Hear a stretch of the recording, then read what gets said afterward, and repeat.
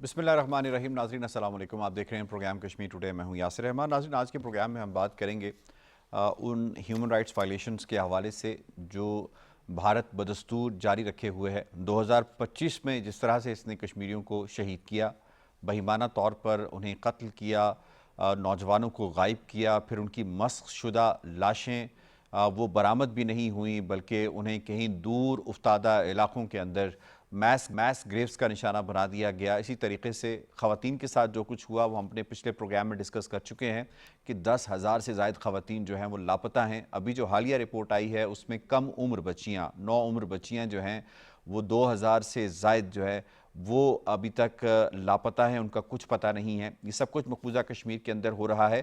اس سب کے کچھ ہونے کے باوجود جو لیفٹننٹ گورنر ہے مقبوضہ علاقے کا منوج سنہا، وہ کیا کہتا ہے؟ وہ کہتا ہے جی یہاں پہ سب اچھا ہے، یہاں پہ نارملسی ہے، یہ بدلتا ہوا کشمیر ہے، یہ چینجنگ کشمیر ہے۔ اور کچھ مزید آگے ہم چل کر آپ کو بتائیں کہ 2026 کا تقریباً آغاز ہے، ابھی ایک کوارٹر اس کا جو ہے وہ فائنل ہوا ہے۔ اس میں اگر ہم دیکھیں تو اس وقت تک 10 کشمیریوں کو شہید کیا جا چکا ہے، 8 کشمیریوں کو ان میں سے فیک انکاؤنٹرز میں شہید کیا گیا ہے، کسٹوڈیلز کلنگ کا نشانہ بنایا جا رہا ہے، اور 1,000 سے زائد کشمیری جو ہیں انہیں پابند سلاسل رکھا ہوا ہے، ان کے اوپر ایپسپا کا قانون لگایا گیا ہے، پی ایس اے لگایا گیا ہے، اور ایس آئی اے اور این آئی اے جیسی بدنام زمانہ ایجنسیز کا کام صرف اور صرف یہی ہے کہ کشمیریوں کو پکڑو، انہیں مارو، انہیں غائب کر دو، ان کی خواتین کی تذلیل کرو۔ یہ کچھ ہو رہا ہے مقبوضہ کشمیر کے اندر۔ ان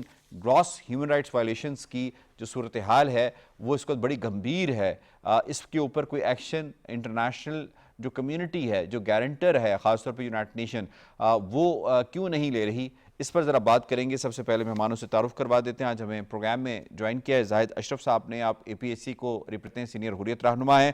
نائلہ چوہان صاحبہ کسی تعارف کی محتاج نہیں ہے، اشرف پر محیط سفارتکاری کا تجربہ رکھتی ہیں، سابق سفیر ہیں۔ بریگیڈیئر ریٹائرڈ غضنفر علی صاحب اگین کسی تعارف کے محتاج نہیں، دفاعی تجزیہ کار ہیں اور خاص طور پہ ہندوستان کی جو عزائم ہیں اس کے اوپر بڑی گہری نظر رکھتے ہیں۔ اسی طریقے سے ہمیں ڈاکٹر حسن فاروق مشوانی صاحب جوائن کر رہے ہیں، ماہر ہیں بین الاقوامی امور کے، اور عبدالحمید لون تجزیہ کار ہیں، وہ ہمیں جوائن کریں۔ آپ تمام مہمانوں کو خوش آمدید کہتے ہیں۔ اس سے پہلے سوالوں کا باقاعدہ آغاز کیا جائے، آپ کو یہ رپورٹ دکھاتے ہیں۔ سال 2026 کا آغاز بھی مقبوضہ کشمیر کی عوام کے لیے بھیانک ثابت ہوا۔ رواں سال اب تک ناجائز قابض ہندوستانی فوج نے ظلم و جبر کا مظاہرہ کرتے ہوئے 10 کشمیریوں کو شہید کر دیا۔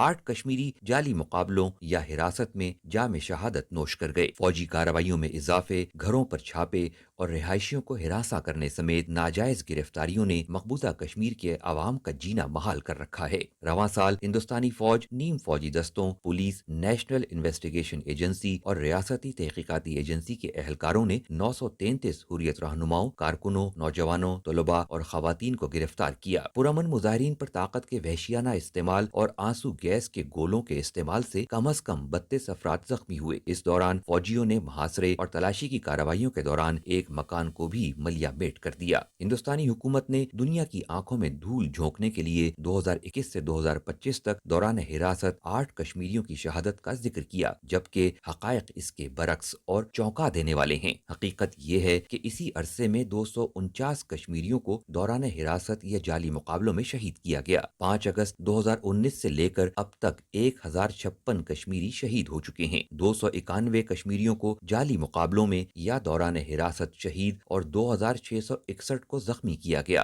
انسانی حقوق کی سنگین خلاف ورزیاں کرتے ہوئے 33,170 کشمیریوں کو بلا جواز پابند سلاسل بھی کیا۔ 139 خواتین عصمت دری کا شکار ہوئیں۔ کشمیریوں کی 1169 املاک کو مسمار کر کے ان کے لیے زمین تنگ کی جا چکی ہے۔ حریت رہنماؤں اور غیر جانبدار مبصرین نے صورتحال پر تشویش کا اظہار کرتے ہوئے مطالبہ کیا ہے کہ ہندوستانی حکومت کے جابرانہ طرز حکومت کا نوٹس لیا جائے اور کشمیریوں کو ان کا جائز حق خود ارادیت دینے کے لیے اقوام متحدہ کی قراردادوں پر عمل درآمد کیا جائے۔ رپورٹ آپ نے ملاحظہ کی۔ سب سے پہلے زاہد اشرف صاحب، میں آپ کو اس میں شامل کروں گا، فرمائیے گا۔ وہ تو کہتے ہیں جی نارملسی ہے، جب یہ ڈیٹا ہم دیکھتے ہیں تو اس سے ہمیں کیا پتہ چلتا ہے؟ 3 مہینوں میں 2026 کے 1000 لوگوں کے قریب گرفتار کیا ہے اور 32 لوگوں کو زخمی کیا ہے، 10 لوگوں کو شہید کیا ہے، جس میں 8 لوگوں کو حراستی شہید کیا گیا ہے. کل کی بات ہے, کل گاندربل میں ہندوستانی افواج نے 2 دنوں کا ایک ڈرامہ رچایا ہے, انکاؤنٹر کا ڈرامہ رچایا, کہا کہ وہاں مجاہدین ہیں. تو وہاں ایک سول کو اس کو شہید کیا گیا ہے. آج وہاں بڑا احتجاج ہوا ہے اس پہ. تو ہندوستان کی جو افواج ہیں ان کی ایک کوششیں ہیں کشمیریوں کو ہر حوالے سے تنگ کیا جائے. جو ان کی ایجنسیاں ہیں, خاص کر NIA جو انہوں نے بدنام زمانہ ایجنسی بنائی ہے, تو ان 3 مہینوں میں تقریباً 150 لوگوں کے جو یہاں مطلب تحریک نواز لوگ ہیں, حریت نواز لوگ ہیں, ان کے گھروں کو کیا گیا ہے, ان کے گھروں کو کیا گیا ہے, بین کیا گیا ہے, تالے لگائے گئے ہیں ان گھروں کو. عید نماز پڑھنے نہیں دی گئی ہے, نہ جامع مسجد میں پڑھنے دی گئی ہے, تو نہ اس سے پہلے جمعہ پڑھنے دیا گیا ہے. میروائز صاحب کو جمعہ نہیں پڑھنے دیا گیا ہے. تو اس لیے جو وہاں کے حالات ہیں, جو کشمیر کے حالات ہیں, میں ابھی صبح بات کر رہا تھا, تو ہر جگہ پہ, ہر ڈسٹرکٹ میں, ہر تحصیل میں روز NIA کے چھاپے ہوتے ہیں, روز کریک ڈاؤن ہوتے ہیں. تو اب کوئی ذرائع ابلاغ کو یہ اجازت ہی نہیں ہے کہ وہ دنیا تک کشمیر کے اصل حقائق پہنچائے. اگر کوئی بھی وہاں کشمیر کا نوجوان یا کشمیر کی کوئی بھی خواتین ہے, تو وہ فیس بک پہ یا کسی بھی سوشل میڈیا پہ ہندوستان جو وہاں ظلم کر رہا ہے, بربریت کر رہا ہے, اس کو ایکسپوز کرنے کی کوشش کرے یا بتانے کی کوشش کرے دنیا کو, تو ان کو بھی کیس کے تحت, افسا کے تحت ان کو گرفتار کیا جا رہا ہے. جو میں گاندربل کی بات کر رہا ہوں, اس میں عمر عبداللہ بزاج خود کہتا ہے وہ ایک عام نوجوان ہے جس کو قتل کیا گیا ہے, مگر کوئی سنوائی نہیں ہے. ہندوستان جس طرح اس وقت بدمستہ ہاتھی کی طرح کشمیر میں ظلم اور بربریت کا ننگا ناچ کر رہا ہے کہ کشمیر میں, تو کوئی پوچھنے والا نہیں ہے. بار بار کشمیری عوام نے اور پارٹی حریت کانفرنس نے دنیا سے یہ اپیل کی ہے کہ ہندوستان جو کشمیر میں اس وقت ظلم اور بربریت کا بازار جس طرح اس نے گرم کر کے رکھا ہے, اس کا نوٹس لیا جائے, کیونکہ اس وقت کشمیر کی جو صورت حال ہے, انسانی حقوق کی جو صورت حال ہے, انتہائی بدترین ہے. بدترین صورت حال ہے کشمیر میں اس وقت انسانی حقوق کی.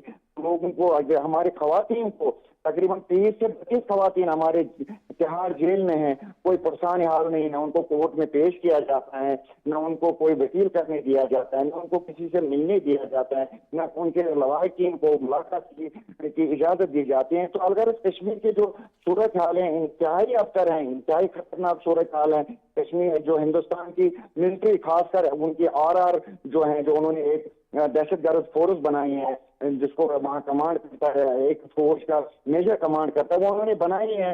وہ ایک ان کی کوئی پوچھ گچھ نہیں ہے, وہ ہر جگہ جہاں جو ان کو مرضی ہوتی ہے وہ کرتے ہیں. کسی نیٹ شیل میں اگر آپ زاہد اشرف صاحب یہ کہنا چاہیں کہ ایک لاوا ہے جو ابل رہا ہے اور پھٹنے کے قریب ہے.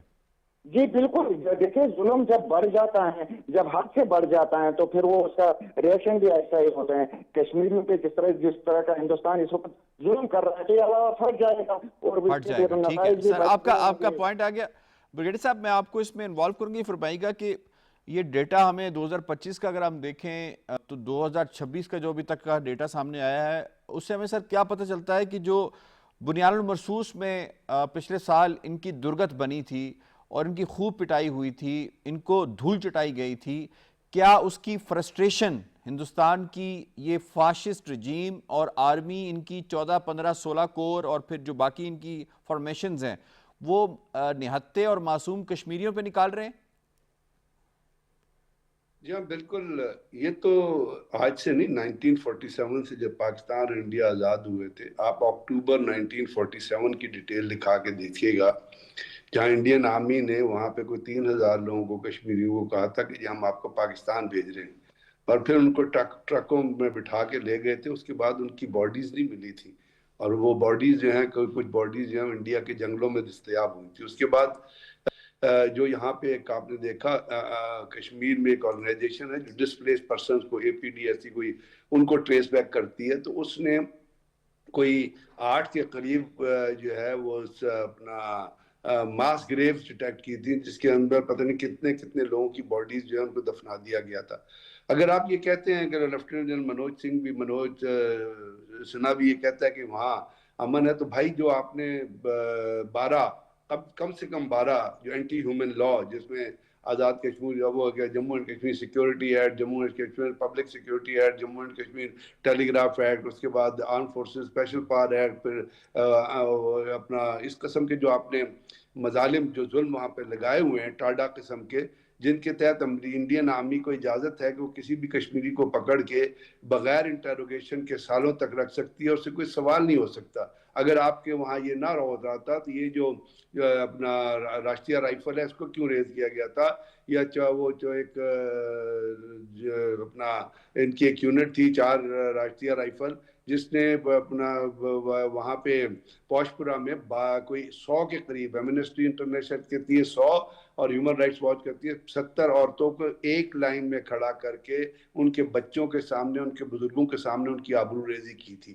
تو اگر یہ وہاں پہ حالات ٹھیک ہیں تو یہ سارے 12 ایکٹ اٹھا لینا، اگر حالات ٹھیک ہیں تو 6-8 لاکھ کی جو انڈین فورس رکھی ہوئی ہے اس کو ڈی انڈکٹ کریں، اس کو کیا ضرورت ہے، پھر عام پولیس سے وہاں پہ کنٹرول کریں۔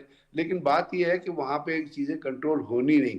ابھی یہ بھی چیزیں جو آپ ڈیٹا پیش کر رہے ہیں یہ بڑی مشکل سے آتا ہے، کیونکہ کشمیر کے اندر نہ ہیومن رائٹس واچ کو جانے کی اجازت ہے، نہ ایمنسٹی انٹرنیشنل کو جانے کی اجازت ہے، اور اس فرسٹریشن کے اندر یہ ایسی ایسی حرکتیں کر رہے ہیں جس میں نہ صرف کشمیریوں پہ بلکہ پاکستان کے اندر بھی جا کے، اب جب آپ جاتے ہیں اسرائیل اور جا کے وہاں کہتے ہیں اسرائیل ہمارا فادر لینڈ ہے، تو وہ فادر لینڈ کدھر سے نکل آیا؟ وہ فادر لینڈ کو پھر آپ آ کے ان کی ڈائریکشن پہ ان کو استعمال کرتے ہیں، وہ کہتے ہیں جی آپ پاکستان میں جا کے افغانیوں کے پاکستان پہ حملہ کرے، وہ فرسٹریشن کا ایکٹ ہے۔ ان کی جو فورن منسٹر کی سٹیٹمنٹ آپ نے سنی، جو اس نے ان پارلیمنٹری ورڈ استعمال کیا، وہ ان کی فرسٹریشن ہے۔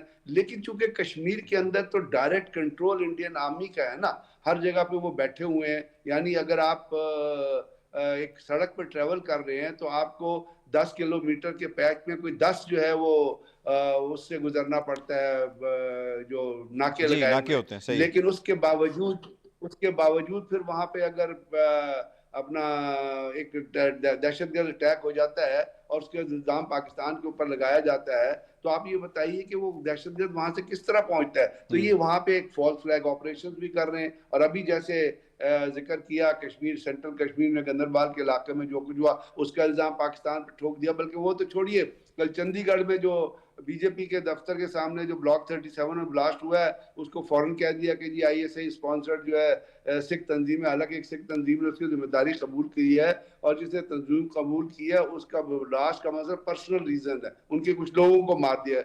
تو بات یہ ہے کہ فرسٹریشن جو ہے یہ اپنی بیانات کی صورت میں بھی نکالتے ہیں، اور جیسے آپ نے خود کہا کہ بنیانی مرصوص میں مسجدوں کو اور مدرسوں کو جو ٹارگٹ کیا گیا، اور اس کے بعد اس سے پہلے بھی آپ کو یاد ہے 2018 میں اپنا سٹینڈ آف ڈسٹنس سے وہ میزائل مار کے گئے تھے بالا کوٹ میں، اور پھر وہاں پہ پاکستان کے DGI SPR جو تھے پورے تمام سفیروں کو لے کے اور ڈیفنس اپنا جو ان کو لیتے اٹیچیز ہوتے ہیں ان کو لے کے گئے، وہاں 2 کتے مرے پڑے، اور ان کبوں کی تصویر نیو یارک ٹائمز نے چھاپی تھی۔ تو یہ جو ان کی فرسٹریشن ہے، اس میں یہ اور تو کچھ نہیں کر سکتے، نہتے کشمیریوں پہ ظلم کر رہے ہیں، اور اس بری طرح ظلم کرتے ہیں کہ ان کو علی گیلانی جن کی شہادت جو فوت ہو چکے تھے ان کی لاش سے بھی خوف ہے۔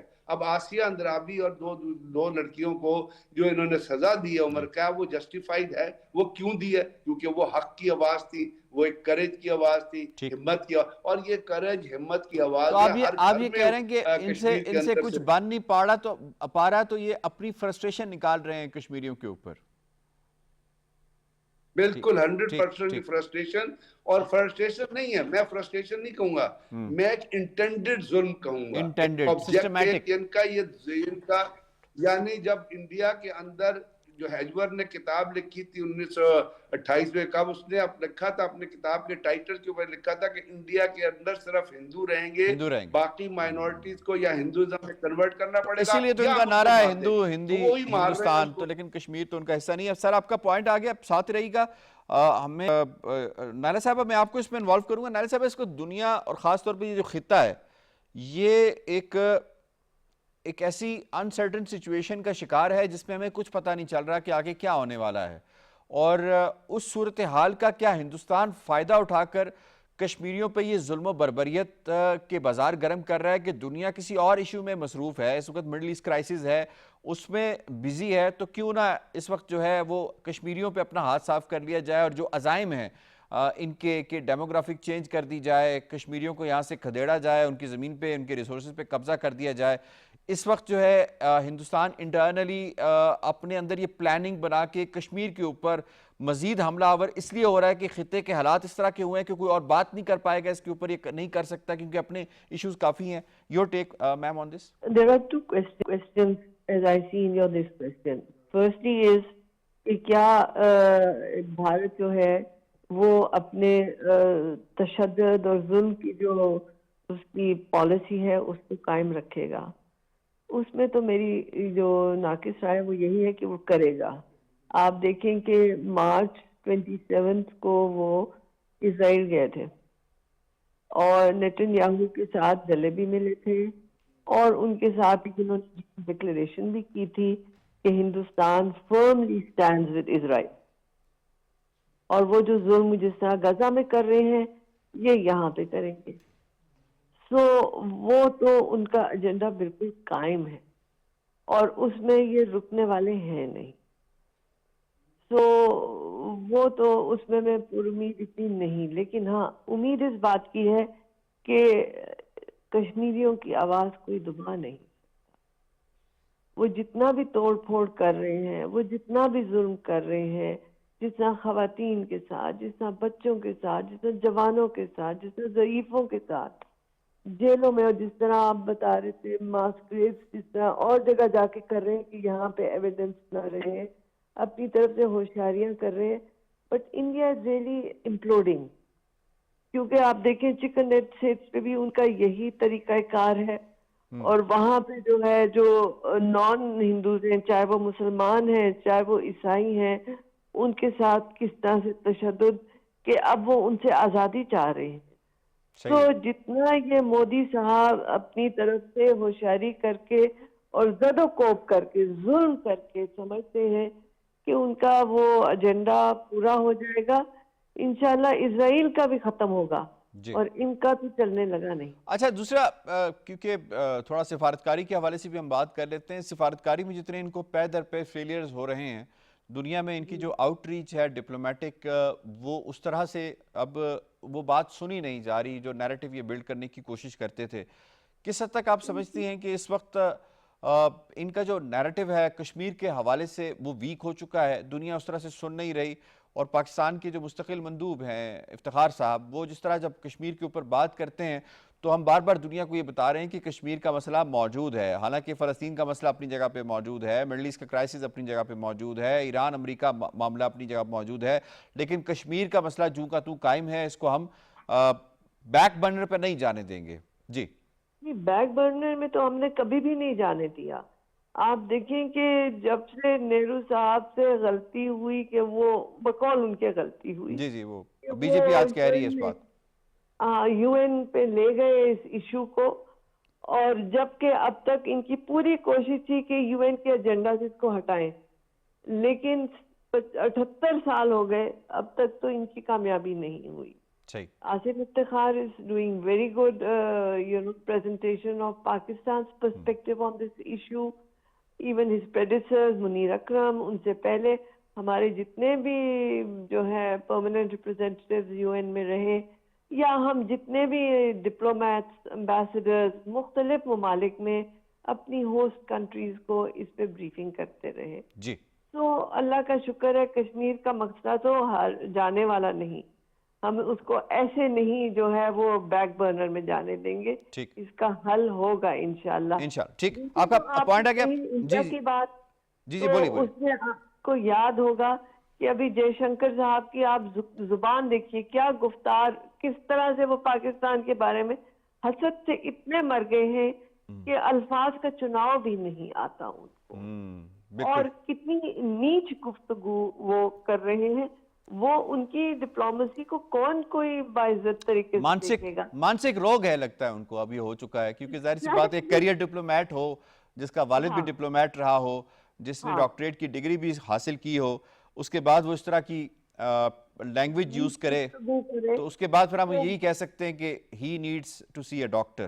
چلیں ہم شامل کر لیتے ہیں ڈاکٹر حسن فاروق مشوانی صاحب, آپ کو شامل. ڈاکٹر صاحب فرمائیے گا کہ کشمیریوں کا ایک کلیم ہے اور بڑا جائز کلیم ہے, وہ کہتے ہیں کہ ہمارے پاس جو ظلم ہو رہے ہیں ان کو رکوانے کے لیے دنیا نے گارنٹی لی تھی کہ آپ کے اوپر کوئی ظلم نہیں ہوگا, اور ہم اس چیز کو انشور کریں گے کہ وہاں پہ ہیومن رائٹس کی وائلیشنز نہ ہوں. سٹارٹنگ فرام جس طرح سے بریگیڈیئر صاحب نے بتایا جموں میسیکر ہوا 1947-48 سے یہ معاملہ شروع ہوتا ہے اور اس کے بعد سے 2026 آج ہو چکا ہے. تو ان سارے سالوں کے اندر انٹرنیشنل کمیونٹی کس حد تک فیل ہوئی ہے کشمیریوں کو وہ بریدنگ سپیس دینے کے لیے. آزادی تو چلیں وہ اب لیں گے اور انہیں لینی ہے اپنے دم خود کے اوپر, لیکن کس حد تک فیلئر ہے انٹرنیشنل کمیونٹی کا کہ جو کشمیری ان سے بیسک ہیومن رائٹس کی مانگ کر رہے ہیں وہ انہوں نے انشور نہیں کی. یور ٹیک جی. میں سمجھتا ہوں کہ اس وقت جو کشمیری ہیں انہوں نے ایک آئیڈیالوجی کو پکڑا ہوا ہے اور وہ بھارت کی جو وہاں پہ ناجائز تسلط ہے وہاں پہ, اس کو میں ان الفاظ میں ڈسکرائب کرنے کی کوشش کروں گا کہ کشمیری بھارت کو یہ کہہ رہے ہیں کہ you can destroy us but not defeat us. آپ ان کو قتل کر سکتے ہیں, ان کو شہید کر سکتے ہیں, ان کے گھروں کو مسمار کر سکتے ہیں, ان کو جیلوں میں ڈال سکتے ہیں جی, لیکن آپ ان کو شکست نہیں دے سکتے.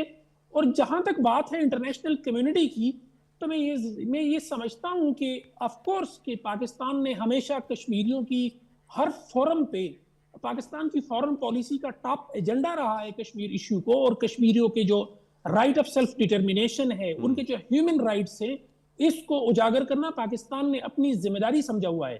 لیکن یہاں میں ایک چیز بتانا ضروری سمجھتا ہوں کہ اس سلسلے میں ہندوستان نے بھی ہماری پوری مدد کی ہے, کیونکہ ہندوستان ہر آئے دن کوئی نہ کوئی ایسا شوشہ ضرور چھوڑتا رہا ہے جس کی وجہ سے کشمیر کا ایشو ہائی لائٹ ہوتا رہا ہے.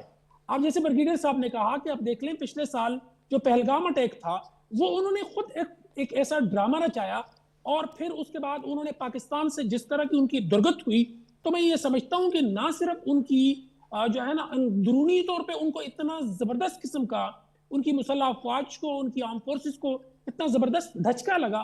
ڈاکٹر صاحب دیکھیں کشمیری اپنے تئیں تو کر رہے ہیں, پاکستان بھی بطور فریق, بطور وکیل, بطور سفیر کر رہا ہے, لیکن ایک ذمہ داری انٹرنیشنل کمیونٹی کی بھی تو ہے نا, جو یقیناً ایسٹ تیمور کا معاملہ ہو, سوڈان کا معاملہ ہو, وہاں پہ فوراً کھڑے ہو جاتے ہیں, لیکن جہاں کشمیر کا معاملہ آتا ہے وہاں پہ کسی نہ کسی ایک 5P میں سے کسی ایک ممبر کو جو پرابلم آ جاتی ہے, سیکیورٹی کاؤنسل میں وہ معاملہ اس طرح سے جا نہیں پاتا.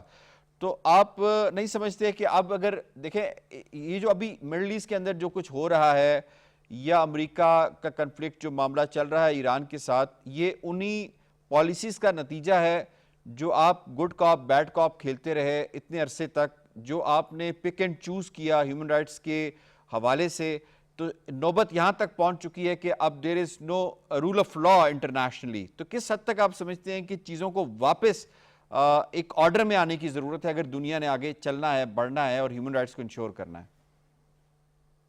جی آپ بالکل درست فرما رہے ہیں. دیکھیں جیسا مڈل ایسٹ کو اور وہاں پہ جو اسرائیلی اٹراسٹیز تھی اگینسٹ دی فلسطینین, تو جس طرح اس کو اگنور کیا جاتا رہا, آج ایک مڈل ایسٹ پورا جو ہے وہ ٹرمائل میں ہے, اور اس کی وجہ سے جو پوری دنیا ہے وہ اس وقت ایک شدید قسم کی مشکلات کا شکار ہے. تو میں یہ سمجھتا ہوں کہ کشمیر بھی اس سے بالکل کم نہیں ہے, بلکہ اس سے زیادہ یہ جو ہے نا کریٹیکل ایشو ہے, because Kashmir is a flash point between among three nuclear powers. Pakistan is a nuclear power, India is of course a nuclear power, and China is also a nuclear power. تو یہ میں یہ سمجھتا ہوں as a student of international politics کہ آپ بہت لمبے عرصے تک اس کو بالکل ہی کھٹائی میں نہیں انٹرنیشنل کمیونٹیز کو رہنے دے سکتی. ٹائم ول کم سونر اور لیٹر, جلد ہو یا بدیر ہو, وہ ٹائم آنے والا ہے کہ کشمیریوں کو ان کا رائٹ آف سیلف ڈٹرمینیشن ملنا ہے. ایک طرف پاکستان کی ان کے ساتھ ایک لازوال دوستی اور ان کے ساتھ وہ ہے, دوسری طرف کشمیری خود بھی جو ہے نا وہ شکست نہیں مان رہے, اور تیسری طرف انڈیا کی بیوقوفی میں بھی اس میں پورا رول پلے کر رہی ہے کہ اس نے اس مسئلے کو بیک برنر میں نہیں جانے دیا. لون صاحب آپ کو میں شامل کروں گا کہ ایک فیکٹر ہے لیفٹنٹ گورنر منوج سنہا کا, دوسرا فیکٹر ہے عمر عبداللہ کا. عمر عبداللہ نے آ کر بڑے بلند بانگ دعوے کیے تھے اور ایسے لگ رہا تھا جیسے یہ چاند جو ہے وہ لے آئے گا کشمیریوں کے لیے, اور آتے اس نے سب سے پہلے اسٹیٹ ہوڈ کی ڈیمانڈ کی.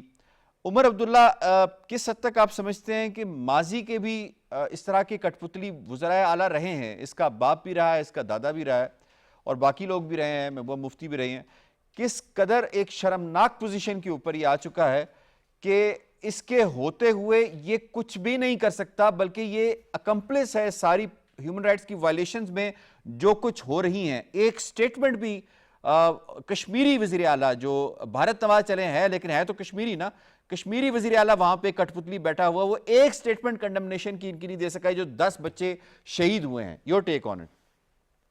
جی شکریہ یاسر رحمان صاحب. یہ جو شیخ ڈائناسٹی ہے یہ ہمیشہ سے ہی کشمیریوں کے جو ہے نا وہ دشمن تھے, انہوں نے کبھی وفا نہیں کیا.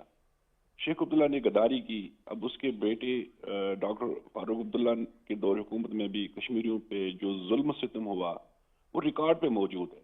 اب جہاں عمر عبداللہ نے ایک مرتبہ پھر الیکشن میں لوگوں کو دھوکہ دیا, اسٹیٹ ہوڈ کی بات کی اور جہاں حقوق کی بات کی, دیکھیں وہ تو پاور لیس ہے, وہ تو کبھی بھی نہیں چاہے گا کہ کشمیریوں کو کوئی سہولت ملے یہاں پر, وہ جو چیزیں کی گئی ہیں ان کو ہم واپس لا سکیں. یہ تو سوال ہی پیدا نہیں ہو سکتا ہے کہ وہیں ایل جی سنہا جو ہے سارے اختیارات تو اس کے پاس ہے, دہلی کے پاس ہے, وہ جو چاہے وہ کر سکتے ہیں. لون صاحب کنڈمنیشن کے لیے یا اس کی مذمت کے لیے اس کو کون سی طاقت چاہیے, کون سی قوت چاہیے, کون سا اختیار چاہیے عمر عبداللہ کو؟ وہی میں کہہ رہا ہوں, یہ تو ان کا سہولت کار ہے, ان سے آپ ایسی توقع ہی نہ رکھیں کہ یہ ہندوستان کی کنڈمنیشن کرے گا, یہ کوئی ایسی بات کرے گا. یہ تو مودی کو ویلکم کرتا ہے, مودی کو تو یہ کہتا ہے کہ یہ تو ہمارا باپ ہے, یہ تو ہمارا جو ہے نا ویل وشر ہے. یہ اس کے پچھلی دفعہ جو بیانات ہیں یہ میں وہ باتیں کر رہا ہوں. تو لہٰذا ان سے کوئی توقع نہ رکھیں. یہ جو صورتحال ہے یہ ہندوستانی جو سرپرست جو مودی کی سرپرستی میں جو حکومت وہاں ہو رہی ہے, اس نے 5 اگست 2019 کو جو غیر قانونی اقدام کیا تھا, اس کے بعد ہماری زمین, ہماری شناخت, بنیادی اصول سب کچھ چھین لیا گیا ہے. وہاں پر تو ڈیموگرافی چینج کیے جا رہے ہیں. تو لہٰذا جہاں ہندوستان بھی اس وقت جو اس کا میڈیا ہے وہ جانبداری رپورٹنگ کر رہا ہے, وہ دنیا کی آنکھوں میں دھول جھونک رہا ہے, وہ انسانی حقوق کی سنگین خلاف ورزیوں کو چھپا رہا ہے, یہ سب عمر عبداللہ دیکھ بھی رہا ہے.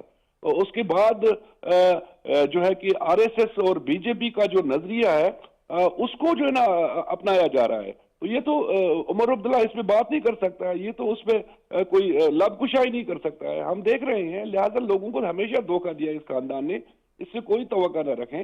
وہیں بین الاقوامی سطح پہ جس طرح سے میرے بھائی کہہ رہے تھے کہ ہندوستان جب بھی کوئی اس طرح کا ایڈونچر کرتا ہے یہ اس سے جو ہے نا وہ بیک فائر ہوتا ہے, اور مسئلہ کشمیر انٹرنیشنلائز ہو جاتا ہے, مسئلہ کشمیر عالمی سطح پر اجاگر ہوتا ہے. تاہم یہ قضیہ جو ہے یہ ایک ہڈی ایسی ہے جو ہندوستان کے گلے میں پھنس گئی ہے, نہ وہ نگل سکتا ہے نہ وہ اگل سکتا ہے. یہ قضیہ حل کرنا ہوگا. ہندوستان نے جو یہ منفی روش اپنائی ہے اس سے جو ہے نا وہ پیچھے ہٹنا ہوگا, اور حقائق کو تسلیم کرتے ہوئے مقبوضہ جموں کشمیر کے عوام کو حق ارادے دینا ہوگا. اتنا کرنے کے باوجود آپ مجھے بتائیں نارمل سی ہے وہاں پر یہ جو غیر قانونی, وہ تو یہ ڈیٹا لون صاحب بتا رہا ہے نا کہ there is no normalcy in مقبوضہ کشمیر.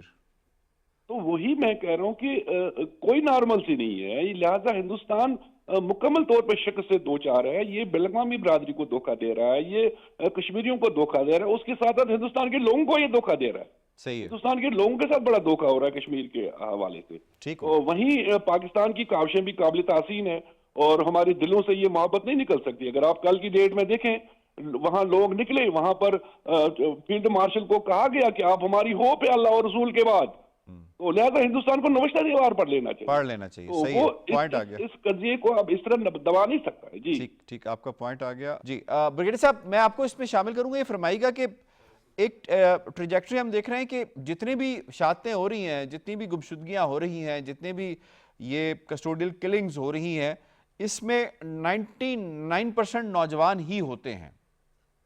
جی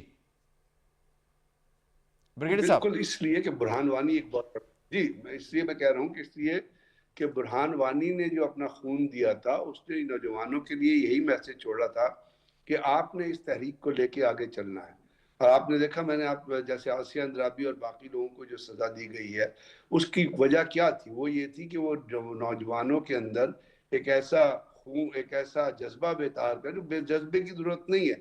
وہاں لوگ جب آپ کسی پہ ظلم کرتے ہیں تو اس کے بعد جو اس کا کاؤنٹر ایکشن ہوتا ہے وہ اس حق کا ہوتا ہے جو وہ اپنا حق مانگنا چاہتا ہے اور لینا چاہتا ہے. اب اس کے اندر آپ دیکھیے گا جیسے جو موومنٹ چلی ہے رائٹ آف سیلف ڈٹرمنیشن کی تحریک جو ہے، اس کو آج پوری دنیا یہ مان گئی ہے کہ اس کے اندر کوئی آؤٹ سائڈ پہلو نہیں ہے. اس کے اندر جتنی بھی انیشیشن ہے، جتنی بھی اس کے اندر انرجی ہے، وہ انٹرنل انرجی ہے، وہ کشمیر کے اندر سے جنم لے رہی ہے، اور کشمیر کے اندر سے اس نے جنم لے رہی ہے. جیسے آپ نے کہا اور باقی آپ کے پارٹیسپینٹ نے کہا کہ جی وہ ظلم اتنا ہو رہا ہے، اور ظلم جب زیادہ ہوتا ہے تو اس کا ریئیکشن تو ہمیشہ آتا ہے. اب ظلم کے بھی دو، اب بھارت اور اسرائیل دنیا میں دو ممالک ہیں جو انڈر 10 10 سال سے کم عمر کے بچوں کو جیلوں میں رکھتے ہیں.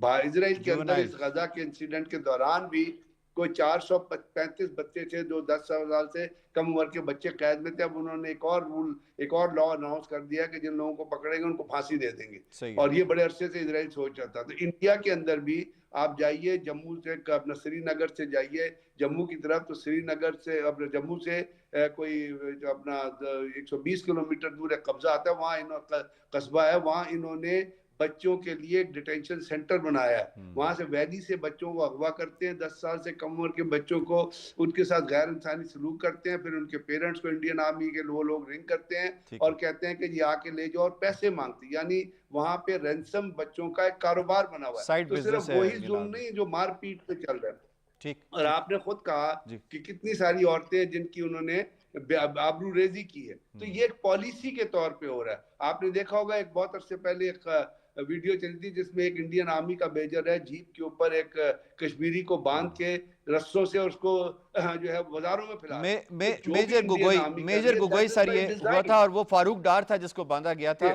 وہ بڑا اس کو سخت ذہنی تناؤ کا شکار ہے وہ شخص جو کشمیری جس کے ساتھ یہ ہوا، اور گوگوئی کو انعام بھی دیا گیا تھا اور پروموشن دے دی گئی تھی. آپ کا پوائنٹ آ گیا. یہ سلسلہ جو ہے ہم ہیومن رائٹس کی وائلیشنز کے حوالے سے یہ اٹھاتے رہیں گے کیونکہ یہ ضروری ہے اٹھانا، دنیا کو یہ بتانا. لیکن یہاں پہ وقت ہوا ایک بریک کا. بریک سے جب واپس آئیں گے تو بہت امپورٹنٹ موضوع ہے، اس کو بھی ڈسکس کریں گے. ساتھ رہیے گا.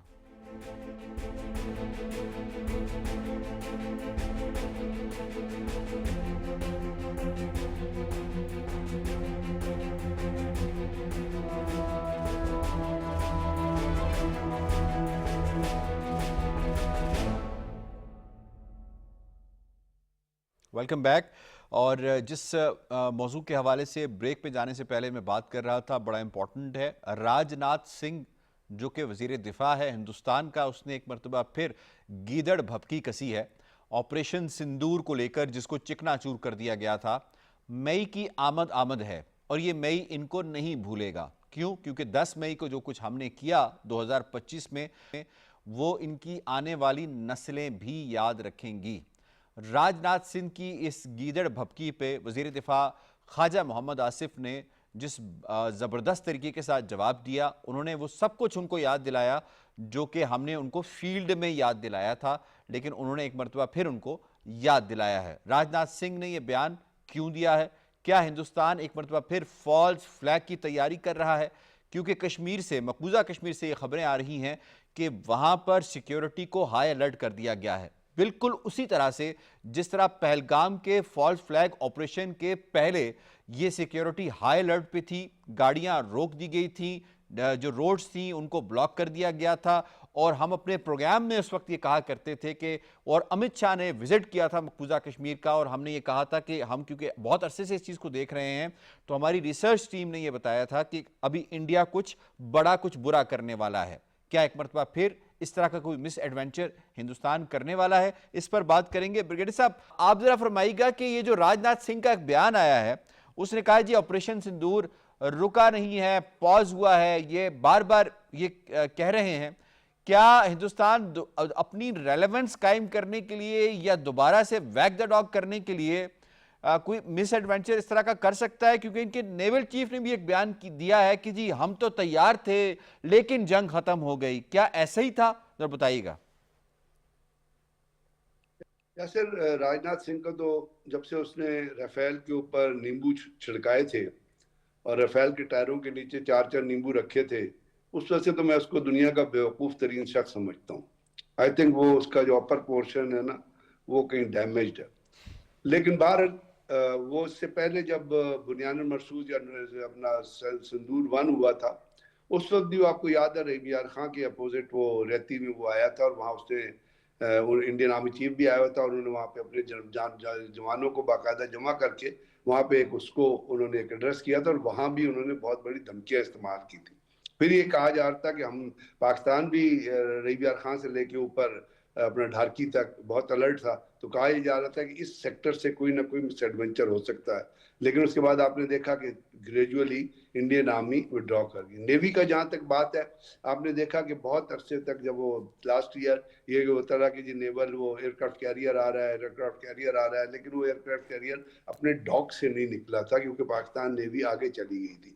ابھی جو آپ نے تیسری بات جو آپ نے کی مقبوضہ کشمیر کے حوالے سے وہاں جو کچھ ہو رہا ہے, وہاں یہ بھی دیکھیے گا کہ کل جودھ پور ایئر فیلڈ, آدم پور ایئر فیلڈ, سری نگر ایئر فیلڈ اور پونے ایئر فیلڈ ان کو کلوز کر دیا گیا سویلین ٹریفک کے لیے, اور ان کا صرف ایک جو رن وے ہے وہ فنکشنل ہے, دوسرے رن وے جو ہیں ان کو بند کر دیا گیا. اس کا ایکسکیوز یہ لیا گیا ہے کہ جی وہاں پہ مرمت کا کام ہو رہا ہے کوئی ریسٹورینٹ, لیکن ایسا کوئی کام وہاں پہ ہو نہیں رہا وہاں سے جو خبریں آ رہی ہے, اور اس کو بند کیا گیا 29 اپریل تک. بنیادی طور پہ تو میرا خیال یہ راجناتھ سنگھ کی جو سٹیٹمنٹ جو ہے اس کو میں لنک کرتا ہوں, ویسٹ بنگال کا الیکشن ہے 23 اپریل کو, 29 اپریل کو, اور 1 مئی کو اس کا رزلٹ آنا ہے.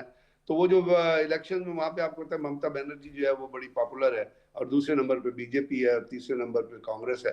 تو میرا یہ خیال ہے کہ یہ الیکشن اسٹنٹ کے طور پہ اس کو کیونکہ انہوں نے جب بھی کوئی الیکشن ہوتا ہے بھارت میں اس کے اندر اینٹی پاکستان ریٹورک استعمال کیا جاتا ہے. آپ کو پتا پہلگام میں جو حملہ کیا تھا تو اس کے بعد نریندر مودی جو سعودی عرب میں تھا, نریندر مودی وہ جب واپس آیا تھا تو وہ وہاں پہ کیا کہ آیا تھا جی پہلگام میں حملہ ہو گیا, جی یہ ہو گیا, جی وہ ہو گیا, لیکن وہ واپس انڈیا واپس آ کے پہلگام نہیں گیا تھا, ہی وینٹ ٹو بہار, اور بہار میں جا کے اس نے الیکشن ریلی سے خطاب کیا تھا کہ وہاں پہ الیکشن تھا, اور اس میں وہاں پہ پاکستان کے خلاف جو اس نے بات کی تھی وہ آپ کی نظر کی اور آپ کی ریکارڈ میں محفوظ ہوگی. تو اس لیے یہ جب بھی اس قسم کی کوئی چیز ہوتی ہے تو یہ جو ہے پاکستان اینٹی پاکستان ریٹورک کو لے کے چلتے ہیں. لیکن اگر انہوں نے اس قسم کا کوئی کام کیا, میں تو کہتا ہوں بھائی کر لیں, آ جائیں. میں نے بہت دفعہ ان کے بہت سارے آرمی آفیسر سے بھی جب ان کے ساتھ پروگرام میں ہوتے ہیں تو میں کہتا ہوں یار جو کچھ کرنا ہے کر لو, بار بار ڈیٹے کیوں دیتے ہو. لیکن بات یہ ہے کہ اس وقت جو دنیا کے حالات ہیں اور جو پاکستان نے جو رول اپنایا ہے اس رول کا یہ نتیجہ ہے کہ آپ نے خود کہا جے شنکر جیسے لوگ جو ہیں وہ لفظ استعمال کرتے ہیں جو ریڈ لائٹ ایریا میں کھڑے ہوئے کارنر پہ کھڑے ہوئے لوگ استعمال کرتے ہیں. تو کیا اتنا پاگل ہو گیا جے شنکر؟ ابھی جے شنکر فرانس گیا ہوا ہے. انڈیا جو ہے J7 کا ممبر نہیں ہے, J7 کا اجلاس ہونا ہے جون میں غالباً اجلاس ہونا ہے, تو وہ وہاں لابی کرنے گیا ہوا ہے کہ کس طرح نریندر مودی کو بلا لو اس اجلاس میں. تو اب اس سے آپ ان کی فرسٹریشن کا اندازہ لگائیے کہ جو سیکولوژن ہے اس میں اپنی بھارت کی لوگوں کو کیا میسج دینا ہے. وہاں چونکہ اپنا لائنیں لگی ہوئی ہیں پیٹرول, تو آپ کہہ رہے ہیں کہ پاسبلٹی ہے, میسیجنگ کی وجہ سے یہ پاسبلٹی اپنی جگہ پہ موجود ہے, لیکن اس کے ساتھ ساتھ انہیں پاکستان کا بھی پتہ ہے. کیپیبلٹی دیکھنی پڑے جی پاکستان کیپیبلٹی دیکھنی پڑے جی گی کہ کیپیبلٹی کیا ہے. کیپیبلٹی ٹھیک, آپ کا پوائنٹ آ گیا. میں نائرہ چوہان صاحبہ آپ کو اس میں شامل کروں, فرمائیے گا کہ جو پاکستان کا کردار ہے ریجنل سطح پہ, انٹرنیشنل سطح پہ, اس کو دنیا کی سپر پاور نے ایک بار نہیں بار بار اکنالج کیا ہے. پریزیڈنٹ ٹرمپ آئے دن جو پاکستانی عہدیدار ہیں ان کی ٹویٹس جو ہیں وہ اپنے ٹروتھ سوشل کے اوپر ری ٹویٹ کرتے ہیں, لگاتے ہیں. تو آپ کیا سمجھتے ہیں کہ ہندوستان اس وجہ سے کہ پاکستان کو کامیابی مل رہی ہے ایک فرسٹریشن کا شکار ہے کہ اس کے اہلکار یا اس کے عہدیدار یا اس کے وزراء اس طرح کے بیان دے رہے ہیں جس کی نتائج ان کو پتہ ہیں, جو ابھی ہم افغانستان کے ساتھ کر چکے ہیں وہ بھی ان کو پتہ ہے. جی یہ درست فرمایا آپ نے, اور یہ ان کا ایک انداز ہے. آپ دیکھیں افغانستان میں بھی جو ہوا اس کی ٹائمنگ آپ دیکھیں کس طرح سے کوئنسائڈ کی جاتی ہے. جب اسرائیل نے ایران پہ اٹیک کیا اس سے ایک دن پہلے افغان جو طالبان رجیم ہے اس نے آپ کے اوپر حملہ کیا باقاعدہ, اور اس میں بھی آپ کے ایسٹرن پڑوسی کا بہت بڑا ہاتھ. اور یہ جو ہے اپنی طرف سے ڈپلومیسی اسرائیل کے ساتھ کوآرڈینیٹ کر رہے ہیں, کوئنسائڈ کر رہے ہیں, لیکن ان کو ہر جگہ ذلت کا ہی سامنا کرنا پڑ رہا ہے. کیونکہ دیکھیے ابھی جو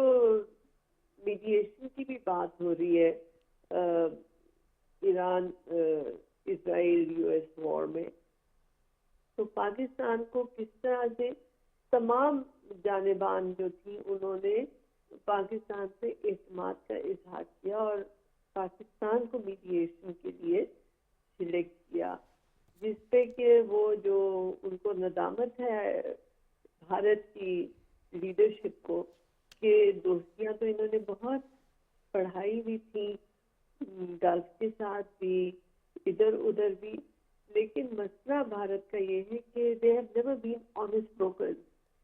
وہ جب بھی اس قسم کے رول میں آتے ہیں وہ اپنے ذاتی مفادات میں زیادہ الجھ جاتے ہیں بجائے مسائل کے حل کی طرف جائیں.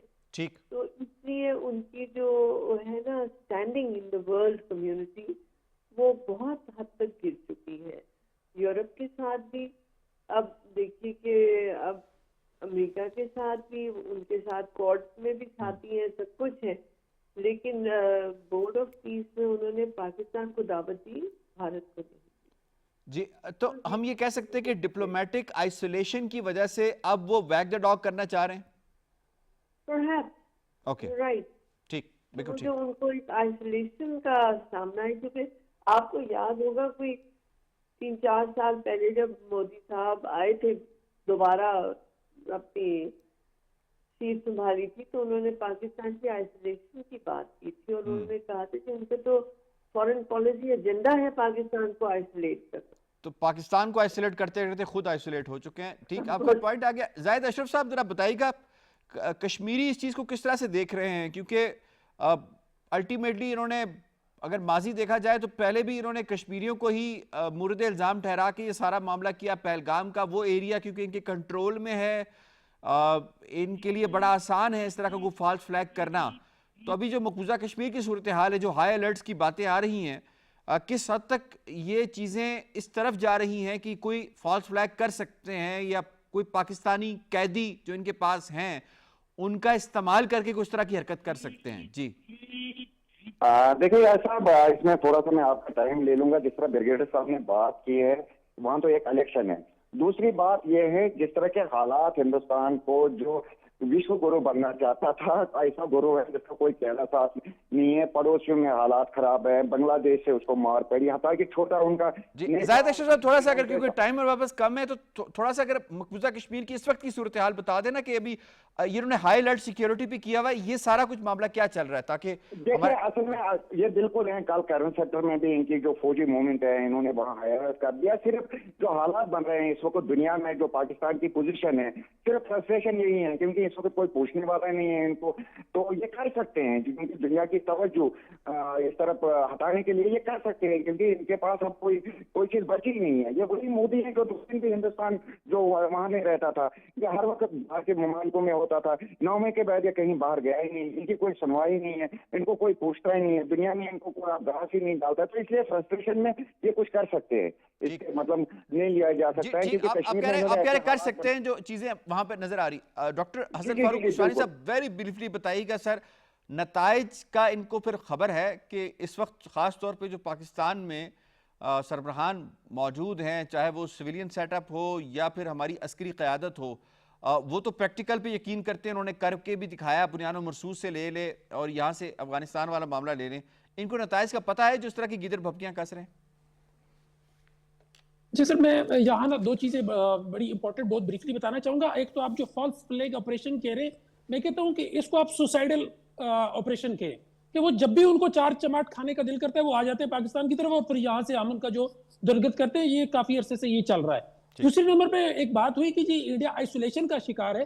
اس وقت انڈیا آئسولیشن کا شکار نہیں ہے، انڈیا ڈومینیشن کا شکار ہے. انڈیا کو ہر طرف سے جو ہے وہ ہزیمت ہے. ان کا آپ دیکھیں ایران کے ساتھ ان کے اتنے کلوز ٹائز تھے اور ایران اب ان کے کوئی شپ نہیں جانے دے رہا. وہاں پیٹرول کی لائنیں کھڑی ہیں اور یہاں ہمیں جنگ کی جو ہے نا وہ دے رہے ہیں. تو ہم نے پچھلے سال بھی ان کو 4 دن، یہ دنیا کی میرا خیال ہے سب سے شارٹیسٹ جنگ تھی جس میں اتنے شاندار نتائج پاکستان نے حاصل کیے. اب کی بار اگر وہ آئیں گے تو ہم انشاءاللہ 2 دنوں میں ہی ان کو وہ سارا کچھ کر کے دے دیں گے اور ان کی طبیعت فریش ہو جائے گی. ٹھیک، آپ کا پوائنٹ آ گیا جی. آئی ہیو ٹو وائنڈ اپ. مجھے شکریہ ادا کرنا اپنے تمام معزز مہمانوں کا. آج کے پروگرام کے حوالے سے تبصرہ، تجزیہ اور رپورٹ آپ نے ملاحظہ کی. پروگرام کشمیر ٹوڈے سے اتنا ہی. یاسر رحمان کو دیجیے اجازت. اللہ نگہبان.